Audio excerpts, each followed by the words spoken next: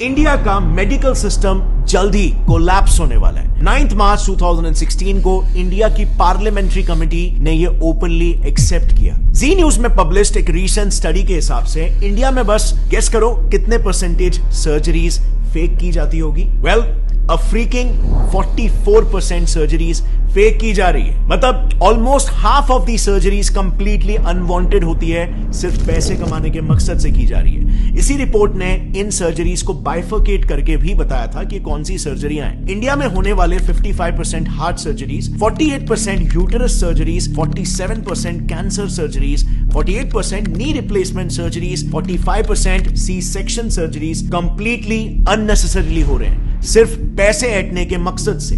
Reason सिर्फ और सिर्फ एक, कॉर्पोरेटाइजेशन ऑफ हॉस्पिटल्स, यानी कि हॉस्पिटल्स को भी कॉर्पोरेट कंपनीज की तरह टारगेट और प्रॉफिट सेंट्रिक बना देना। एक काफी इंटरेस्टिंग रिसर्च पेपर है जिसमें रिसर्चर्स ने महाराष्ट्र के टॉप हॉस्पिटल्स के 43 specialist doctors, senior government x officials और कॉर्पोरेट हॉस्पिटल्स के मैनेजर्स को तक इंटरव्यू किया, ताकि वो इन हॉस्पिटल्स में जो कंपनीज की तरह ही टारगेट बेस्ड स्ट्रक्चर चल रहा है उसे पब्लिकली एक्सपोज कर पाए। And the results were shocking. So सबसे पहले तो सैलरीज की बात करते हैं। सो रिसर्च में पार्टिसिपेट किए रिस्पोंडेंट्स का यह कहना था कि हॉस्पिटल्स में काम कर रहे डॉक्टर्स की सैलरीज में बहुत ह्यूज डिफरेंस होता है। इतना ज्यादा कि न्यूबी डॉक्टर्स को 1 लाख पर मंथ की सैलरी मिलती है, लेकिन सीनियर डॉक्टर्स को 1 करोड़ पर मंथ तक भी ये सैलरी पहुंच जाती है। अब सवाल यहां पर यह आता है कि इतना बड़ा डिफरेंस क्यों? क्योंकि डिफरेंस इनके टारगेट्स में भी होता है। एक सीनियर ऑप्थेल्मोलॉजिस्ट का यह कहना है कि उन्हें एवरी मंथ 1000 पेशेंट्स को कैसे भी करके हाई एंड ट्रीटमेंट्स में कन्वर्ट करना पड़ता है। इसी पर एक और गायनेक रिस्पोंडेंट का कहना यह था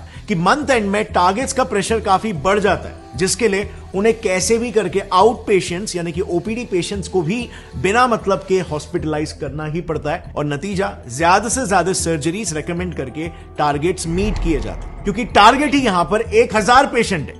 अब आप खुद ही सोचो, हर हॉस्पिटल में, हर डिपार्टमेंट, जैसे ऑप्थेल्मोलॉजी में ही ले लो, उसमें मिनिमम 5 से 6 डॉक्टर्स होते हैं और सबको सिमिलर टारगेट्स दिए जाते हैं। तो just imagine hospitals profit and our loss. And by the way, these targets are taken very seriously. उसी रिसर्च में कई सारे सीनियर डॉक्टर्स का यह कहना था कि अगर कोई डॉक्टर अपने टारगेट्स को लगातार 2 महीनों तक मिस करता है तो बिल्कुल कॉर्पोरेट जैसा ही उसको वर्बल वार्निंग मिल जाएगी या फिर एक मेमो दिया जाएगा, और उसके बाद भी अगर टारगेट्स मीट नहीं होते तो of course tata bye bye. So आप यहां पर देख सकते हो हॉस्पिटल इंडस्ट्री कैसे एक सर्विस इंडस्ट्री होनी चाहिए, जिसमें कस्टमर, पेशेंट टॉप प्रायोरिटी होना चाहिए, बट यहां पे प्रॉफिट टॉप प्रायोरिटी हो जा रहा है। और bye the way, in targets का ट्रैक भी हॉस्पिटल हायर्ड मैनेजमेंट प्रोफेशनल्स यानी कि MBAs, जो कि बड़े बड़े MNCs में ऑपरेटिंग ऑफिसर्स, एग्जीक्यूटिव, सुपरवाइजर्स ऐसे काम करते हैं, ये लोग बकायदा डॉक्टर्स के इन टारगेट्स का ट्रैक रखते हैं। एंड ऑफ कोर्स यहां पर डॉक्टर्स भी उतने ही डेडिकेशन के साथ ये टारगेट्स को पूरा करते हैं, क्योंकि जैसे हमने देखा उनकी सैलरी बहुत ही हाई होती है, लेकिन